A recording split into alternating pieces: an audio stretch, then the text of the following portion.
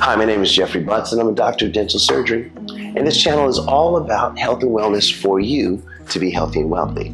And today, we're going to talk about how your blood type can boost your immunity during this holiday season.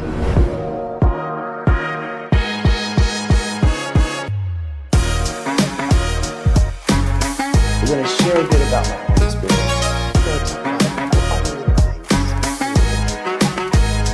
Guys, the holidays are here, which means traveling, visiting family, hitting the slopes, or just taking a winter getaway, all right? But winter travel brings its own challenges. So you got icy roads, crowded airports, and seasonal illness that can really slow you down. And here's a twist. Did you know your blood type can actually influence how your immune system reacts to stress, germs, and travel fatigue? So today we're going to combine travel safety tips with immune health device so you can stay safe and healthy this season. Think about what your blood type is. Please share it in the comments below, and we're going to catch all of them, all right? Road travel and immune health can be what we got to put together, all right? So let's talk about road travel. Before you leave, you know this, check your weather, check the road conditions, winterize your car, your tires, your fluid, get an emergency kit. If you need one, actually get an emergency kit. It's essential. While you're driving, give yourself extra space, slow down on the icy roads, and avoid distractions, okay?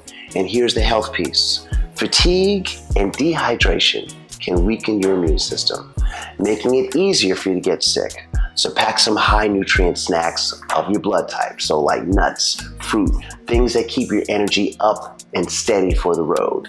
Actually, my cousin used to say, you need a car coat. So my cousin told me, my favorite cousin, told me that you need a car coat. The car coat is not your regular coat. So when you get in the car and you have a coat on, actually, you want to take the coat off, use your heat in the car, make sure that the seatbelt is really up against your body as closely as possible. That's what keeps you most safe. And also, when you get out the car, then you put on your coat, now you're actually going to be warm, because if you wear your coat while you're driving the car, and then you get out, you're going to be cold because you've gotten used to what your coat feels like, all right? So that can also cause some sickness only by lowering your immune system, because your body's like, what's going on, right? So take off your coat before you get in the car, put on your seatbelt. That's your regular coat. And then you have a car coat, which is, oh my God, if the car breaks down for some reason, or there's an accident or something like that, and you have to be outside of the car, you've got the regular coat, and then you've got the car coat to put on you to keep you warm. All right, so just a little quick tip for you. So next up is flying. Airports are crowded, lines are long, people sneeze, and the airplane air is dry. So you gotta stay hydrated.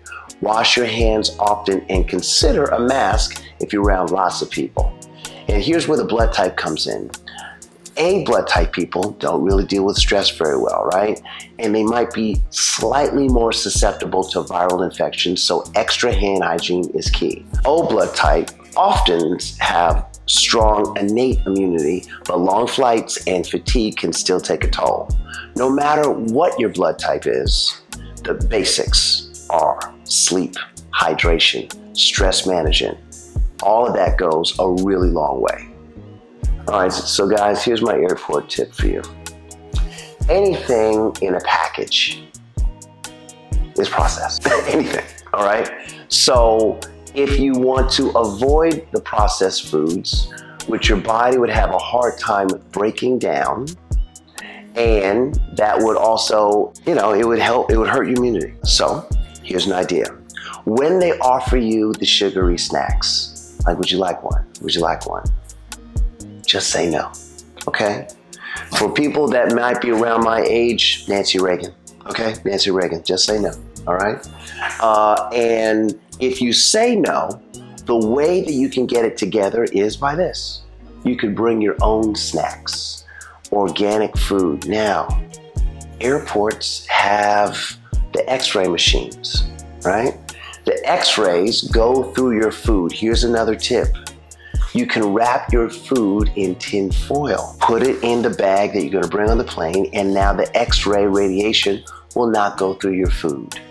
So you can bring your food on the plane. That's like, I mean, I know it's an X-ray, and it's not as bad as a microwave, which is not good for you either, right? But you protect yourself with the tin foil. That's what I do. Like if I even bring an apple on the plane, I'm going to wrap it in tin foil. When they ask me for the snack, I say no thank you, and then I bring out my apple. Now, if you're sitting in first class and they make that meal for you, I would say eat that. That is good. But the wrapped up snacks, even the fruits and vegetables that they have that aren't organic, say no thank you, I've got my own. So guys, winter illness prevention for your blood types, right? So the winter can bring flu and colds and other seasonal illnesses, okay? I'm not a huge fan of vaccines, but that's up to you and your doctor and your choice. But vitamin D, hand hygiene, all of that stuff are important. And your blood type can give you the clues for supporting your immunity. So, like an O blood type like me, that's going to be proteins, right? For an A blood type, you're going to eat a plant-based meal, okay? Some things. For a B blood type, avoid chicken. Absolutely avoid chicken. Check your list and see what you need to do. And then the AB, that's basically a combination of an A and a B, and it emphasizes seafood and like tofu. But remember, these are just small adjustments. The bigger picture is consistent sleep, stress management, and hydration for everyone. Really, a habit that helps me stay healthy during the winter is intermittent fasting. Saying no to food is okay. Drink your water. Drink your water. You can't bring your own water on the plane. You can't. But you can bring a little bit of salt. So when you do get some water, you can put a little salt in it. That helps hydrate you better. It helps bring the water into your cells more, and it makes it so you don't have to go to the bathroom so much. It is hard out there because living in America as I am, we're in America right now, but this is all over the globe.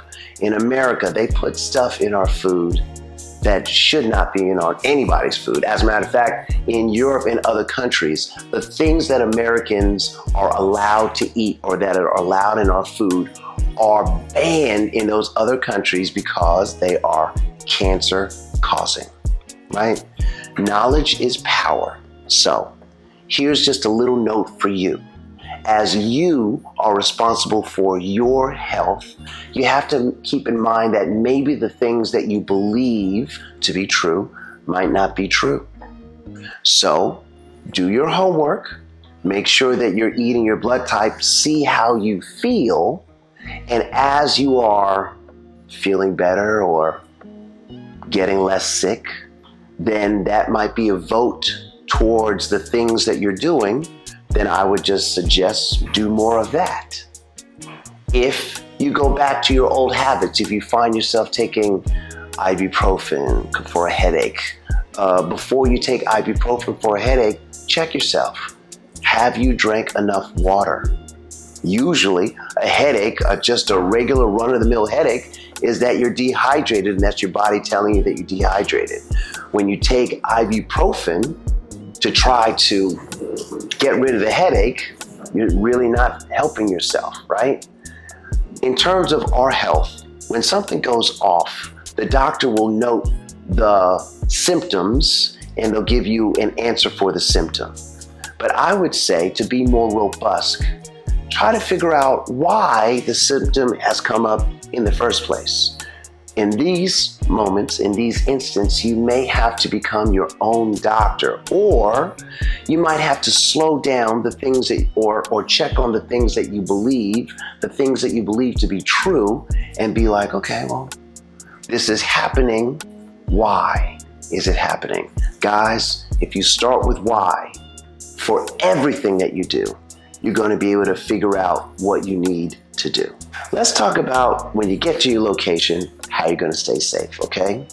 Once you arrive, don't forget local safety and continue your immune care. You got to remember, ice and slip hazards are real. Wear proper footwear. okay? And watch for black ice. Dress in layers. Keep hats, gloves, scarves handy, and protect yourself from cold exposure. If you're traveling with your family or kids, set a clear meeting point and keep an eye on everyone in crowded areas. And keep eating well, stay hydrated, and get enough sleep, even on holiday adventures. Winter holiday travel doesn't have to be stressful or unhealthy. With a little bit of preparation, some attention to your immune system, and an awareness of how your blood type may influence your response to stress and germs, you can enjoy the holidays safely. Pack smart, stay hydrated, eat well, and get plenty of rest. Your immune system is the first line of defense, and treat it like it matters. And the holidays can be healthy, happy, and a great experience for everyone. All right? I'm looking forward to my holidays with my mom and dad and the rest of my family. And I hope that you guys have an incredibly happy holiday. So guys, if you found any value in this video, please give it a thumbs up. Please send it to any of your loved ones so they could get a little note, right? Find out what your blood type is. Remember to put it in the comment. And yes, we are going to talk about a couple other little things a little bit later.